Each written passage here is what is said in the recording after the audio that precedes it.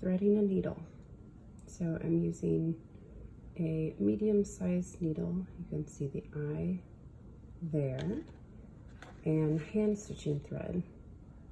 This hand stitching thread is called Silamide. It comes in lots of different colors. What's great about it is it's a little bit thicker and has been pre-waxed specifically for hand stitching.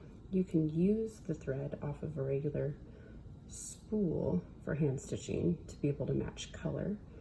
However, that thread is much softer and sometimes needs beeswax in order to not tangle itself. So I'm going to thread my needle through the eye, and then I have to decide whether the task I'm doing is single threaded or double threaded.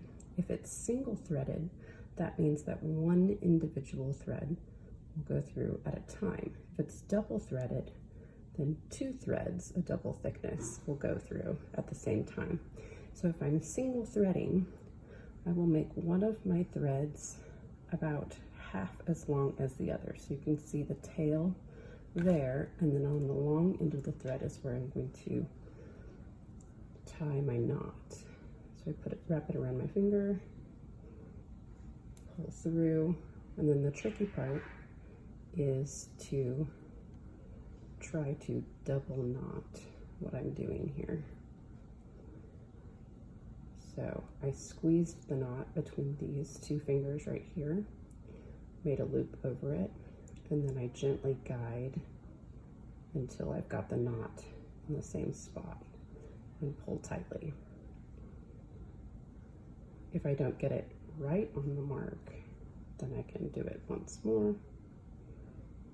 And I've got a good, secure, thick knot.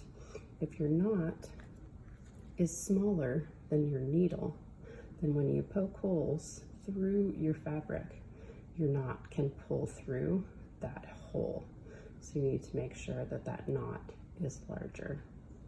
If I'm double threading my thread, say for sturdier applications, for putting on buttons and snaps and hooks and things like that, I would definitely want a double thread.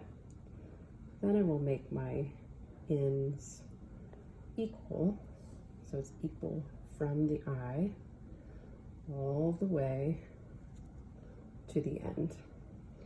In this case,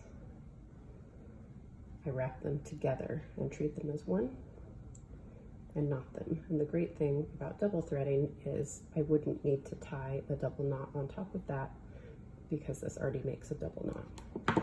Then I want to take my scissors and clip just past my knot so that I get rid of the little tail end of the thread, and I have my knot ready to begin sewing.